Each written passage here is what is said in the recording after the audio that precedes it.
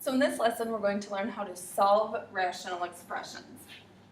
So the first thing we want to do is simplify a rational expression if at all possible. So remember, we're going to factor and then cancel any common factors. So our numerator in this case is the difference of squares.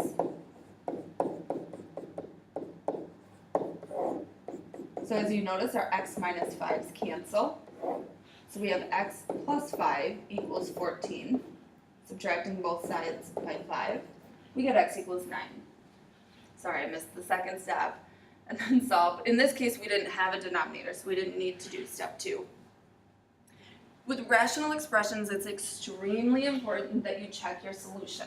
Remember, in yesterday's lesson, we looked at all of those restricted domains, and some of them had a lot of numbers that didn't make the expression real, meaning it had division by 0. So we've got to check our solution because it could be what's called an extraneous solution, which means it works for the simplified form, but it doesn't work for the original one. So let's substitute 9 back in and see, does it actually equal 14? 9 squared gives us 81. 9 minus 5 is 4.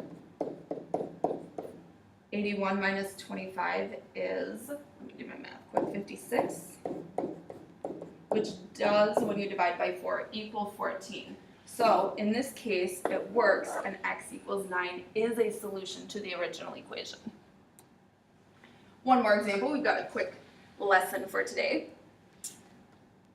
Again, factor, cancel if it has any common factors. So our numerator is a t-chart, x plus 5, x minus 2. Obviously our x minus 2's cancel, so we have x plus 5 equals 7. Again, no denominator, so we get to skip step 2 on this one as well. Solving, we get x equals 2. Substituting that back into the original equation, and I would do the original equation, not the factored form, because you may have made a mistake factoring. So we substitute 2 in, 2 squared plus 3 times 2 minus 10, all over 2 minus 2. Some of you may have already realized where we're headed here. In the numerator, we've got 10 minus 10 is 0. In the denominator, we have 2 minus 2 is also 0, which does not equal 7. So this is an extraneous solution,